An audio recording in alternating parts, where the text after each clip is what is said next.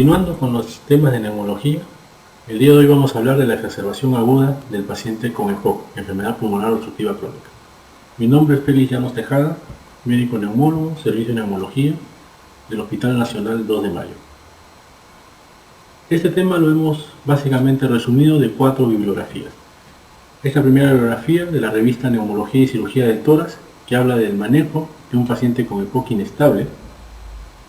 La segunda revista de la misma literatura, Neumología y Cirugía de Tórax, que habla de la exacerbación infecciosa en el paciente con EPOC. De la revista Archivos de Bronconeumología, que habla de tratamiento hospitalario de los episodios de agudización del EPOC. Y finalmente la revista de la ATS, que habla de las exacerbaciones del paciente con EPOC. ¿Qué es el EPOC? El EPOC es una enfermedad donde lo que básicamente nosotros vamos a tener es una obstrucción de la vía aérea, secundaria a un proceso inflamatorio y de destrucción de las paredes del alveolo. En este gráfico nosotros estamos viendo hacia la mano derecha lo que es un pulmón normal, con las paredes alveolares intactas que mantienen abierto el bronquio. En el gráfico del costado, lo que nosotros vemos es un paciente con EPOC, en donde hay una hipersecreción de moco, hay una disrupción o daño del epitelio alveolar y un aumento y la inflamación de la mucosa y el peribronquio, lo que va a llevar a una obstrucción generalmente irreversible de la vía aérea. ¿Qué es la exacerbación aguda del EPOC? Es un evento en el curso natural de la enfermedad pulmonar obstructiva crónica que se caracteriza por un cambio más allá de la variabilidad diaria en la disnea, en la tos y o en la expectoración del paciente, de instalación generalmente aguda y que puede requerir un cambio en la medicación habitual. Esta exacerbación es de 3 tipos, dados por estos criterios, que son los criterios de Antonoisen, publicados ya hace un buen tiempo. El tipo 1 es aquel paciente donde básicamente hay un incremento en la expectoración, o hay una expectoración purulenta, o hay un incremento en la disnea. El tipo 2 es donde nosotros ya tenemos 2 de los síntomas descritos previamente: incremento de la expectoración purulenta o incremento de la disnea. El tipo 3 es aquel paciente que presenta, además de lo anterior, un síntoma menor, y estos síntomas menores incluyen fiebre, incremento de los sibilantes, incremento de la frecuencia cardíaca e incremento de la frecuencia respiratoria en los últimos 5 días generalmente. La exacerbación aguda del EPOC está asociada a la infección por cualquier microorganismo. Estos pueden ser, por ejemplo, los virus, en primer lugar, rinovirus, coronavirus o el virus de la influenza.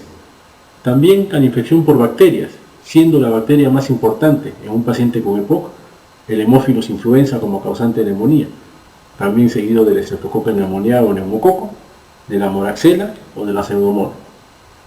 Puede haber microorganismos atípicos como la clamidia o el micoplasma, pero no solamente van a haber infecciones, sino también puede ser secundario a una contaminación, como por ejemplo el ozono o las moléculas de peso molecular de 10 micras, el dióxido sulfúrico o el óxido nitroso.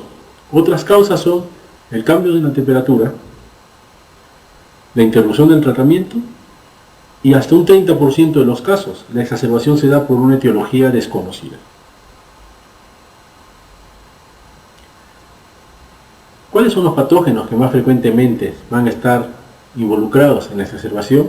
Estos van a estar dados de acuerdo a la gravedad del EPOC. En pacientes con EPOC leve, sin factores de riesgo, aquellos pacientes que tienen un BEF1 mayor del 50%, los patógenos más frecuentes son el Haemophilus influenza, la Moraxella catarrhalis y el neumococo, seguido por la clamidia y por el micoplasma. En pacientes con EPOC leve, pero que ya presentan factores de riesgo, en cuyo BEF1 va a ser mayor del 50%, nosotros tenemos ya Haemophilus influenza y Moraxella catarrhalis. En pacientes con EPOC moderada, con un BEF1 entre 35 y 50%, nuevamente Haemophilus influenza, Moraxella catarrhalis y las enterobacterias. Y en pacientes con EPOC muy grave, BEF1 menor del 35%, empieza a aparecer dentro de la patogenia la pseudomonas aeruginosa. Las recomendaciones del tratamiento es un tratamiento básicamente empírico. En primer lugar, inicial en base a la severidad del paciente. Así, en pacientes del grupo 1 o pacientes tipo 1 en los criterios de Antonoisen, lo que se recomiendan son macrólidos, claritromicina y acitromicina, antibióticos como cefuroxima, amoxicilina con ácido clavulánico, ampicilina surfactant, entre otros. En pacientes del grupo 2 o tipo 2 de los criterios Antonoisen, se recomienda levofloxacino a altas dosis, moxifloxacino, amoxicilina ácido clavulánico o ampicilina surfactant. En pacientes del grupo 3 se recomienda ya pacientes que deben ser hospitalizados el uso de quinolonas endovenosas a dosis altas con algún otro antibiótico antiseudomonas, el uso de levofloxacino a dosis altas con algún otro antibiótico antiseudomonas como es los aminoglicósidos o las cefalosporinas de tercera o cuarta generación. ¿Cuáles son los síntomas clínicos y los procedimientos diagnósticos y manejo farmacológicos del paciente que tiene una exacerbación del EPOC? En primer lugar, hay que valorar la evidencia clínica. De acuerdo a los criterios clínicos de Antonoisen, como habíamos conversado hace un momento, la presencia de un criterio es una exacerbación leve, 2 criterios una exacerbación moderada y 3 criterios con algún criterio menor es una exacerbación severa. También la evidencia de hipoxemia, de hipercapnia y de acidosis respiratoria con una disminución de la saturación de oxígeno. Hay que valorar la utilización de procedimientos diagnósticos, como son la saturación de oxígeno, la gasometría arterial, la radiografía de tórax, básicamente en exacerbación moderada severa, las pruebas sanguíneas, básicamente en exacerbaciones moderadas severas, cultivos y cultivo de la expectoración en pacientes con exacerbación moderada severa que sospeche de gérmenes antimicrobianos, la utilización de electrocardiograma, básicamente en exacerbación moderada severa. El tratamiento va a incluir el uso de oxígeno para mantener una saturación de oxígeno mayor del 90% en todos los casos, el uso de beta-2 agonista o el uso de hipatropio en todos los casos, el uso de corticoides sistémicos en aquellos pacientes con EPOC exacerbado, moderado o severo, el uso de aminofilina o ventilación mecánica no invasiva en pacientes con exacerbación severa únicamente, y el uso de antibióticos básicamente recomendado en pacientes con exacerbación severa, debiendo ser estudiada la etiología en pacientes con exacerbación leve y moderada. ¿Cómo vamos también a estratificar el riesgo de los pacientes con EPOC?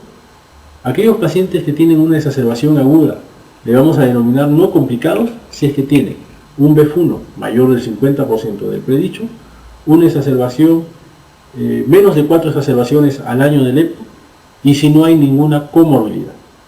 Una exacerbación aguda complicada del EPOC va a ser en aquel paciente donde yo tengo un BEF1 menor del 50% del predicho, más de 4 exacerbaciones al año, presencia de comorbilidades como insuficiencia cardíaca, diabetes mellitus, insuficiencia renal o una enfermedad hepática crónica. ¿Cuáles son los criterios de hospitalización por exacerbación en pacientes con EPOC? Básicamente, el incremento importante en los síntomas o la aparición reciente de una disnea en reposo. Pacientes con estadio grave de EPOC, estadios 3-4 del World, presencia de nuevos signos, como por ejemplo cianosis, edema periférico o la presencia de un cuerpo pulmonar ya confirmado. Alteraciones en el estado mental, confusión, un pH en gasometría menor de 7.35, una respuesta inadecuada al tratamiento ambulatorio, la presencia de una comorbilidad de alto riesgo, como es una hipertensión, un infarto, una diabetes, la presencia de arritmia cardíaca, el diagnóstico incierto de qué es lo que tiene mi paciente, pacientes con edad avanzada y un insuficiente soporte en casa, como por ejemplo la falta de oxígeno domiciliario o pacientes que no tienen familiares que les socorran. Para ingresar a UCI a un paciente con EPOC, los criterios que nosotros debemos de considerar son los siguientes. Disnea grave que no responde a un tratamiento adecuado inicial, cambio en el estado mental, confusión o letargia mientras que está hospitalizado, la presencia de coma, La persistencia o empeoramiento de hipoxemia con una PO2 menor de 40 o una hipercapnia grave mayor de 70 o una acidosis respiratoria marcada con un pH menor de 7.25 a pesar de un manejo con oxígeno suplementario y ventilación no invasiva. Inestabilidad hemodinámica o la necesidad de ventilación mecánica invasiva son las indicaciones para ingresar a UCI en un paciente con EPOC. Los objetivos del tratamiento del paciente con EPOC básicamente son revertir la causa precipitante, más frecuentemente una causa infecciosa viral o bacteriana, hemófilos, influenza a la cabeza, optimizar la función pulmonar, prevenir la progresión de la enfermedad, mantener o mejorar la calidad de vida del paciente y prevenir o atenuar las exacerbaciones futuras. ¿Cuándo vamos a dar de alta a un paciente con EPOC? Le vamos a dar de alta o criterios de egreso cuando el paciente ya no requiere un tratamiento con un beta-2 agonista en un intervalo menor a cada 4 horas, cuando el individuo sea capaz nuevamente de caminar, cuando haya capacidad de comer, de dormir sin presencia de disnea, cuando el paciente esté clínicamente estable por 12 a 24 horas, cuando los gases arteriales estén estables por 12 a 24 horas y cuando el paciente conozca el uso adecuado de su medicación y sepa reconocer que tiene que tener un seguimiento continuo.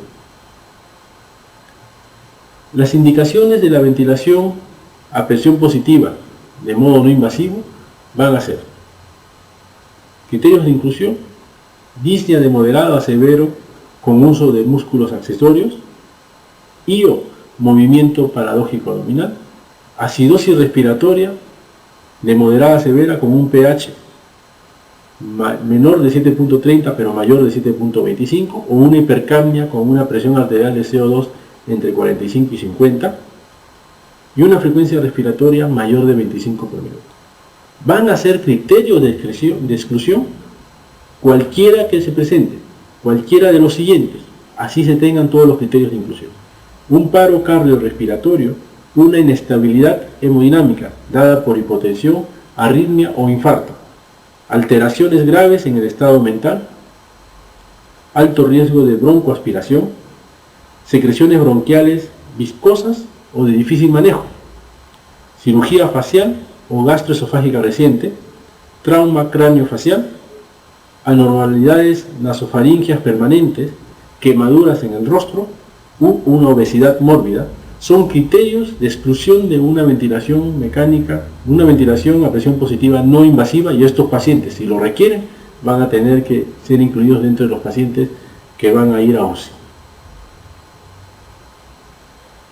En la ventilación mecánica no invasiva, hay que reconocer que en las exacerbaciones, la ventilación no invasiva con presión positiva mejora la acidosis respiratoria, disminuye la necesidad de ventilación invasiva y la intubación, reduce la presión arterial de CO2, reduce la gravedad de la disnea, acorta el tiempo de hospitalización y disminuye la mortalidad y la ocurrencia de neumonías asociadas al ventilador, esto como una evidencia de tipo A. La ventilación mecánica invasiva, la modalidad que se recomienda en pacientes con una agudización de su EPOC, se pueden emplear dos estrategias ventilatorias. 1. Ventilación mecánica invasiva asistida controlada, ciclada por volumen o por presión. O 2. Ventilación mecánica invasiva mediante presión de soporte. No existen estudios que a la fecha comparen las diferentes formas de esta ventilación en las exacerbaciones agudas por EPOC. Otras medidas farmacológicas van a ser la utilización de heparinas de bajo peso molecular. Se va a recomendar su administración de forma subcutánea en pacientes inmovilizados, en pacientes policitémicos, en pacientes deshidratados o con historia de enfermedad tromboembólica previa. Se va a indicar el uso de diuréticos cuando hay signos clínicos de insuficiencia cardíaca derecha, como es el edema malleolar o una ingurgitación yugular. Soporte nutricional es importante en este grupo de pacientes porque van a presentar con frecuencia desnutrición y pérdida de peso. Esta situación puede empeorar significativamente durante una exacerbación aguda, que va a precisar una hospitalización. A pesar de ello, la nutrición enteral solo se va a recomendar en pacientes con disnea grave que tengan dificultad de nutrición oral. Estimulantes respiratorios, no hay evidencia de que estos fármacos, como doxapran, almitrina, protriptilina, medroxiprogesterona o acetazolamida, sean útiles en exacerbación aguda con EPOC, y en general no está aconsejado su utilización. Esperando que esta charla haya sido de su agrado y pueda ser comprendida, quedo de ustedes. Gracias.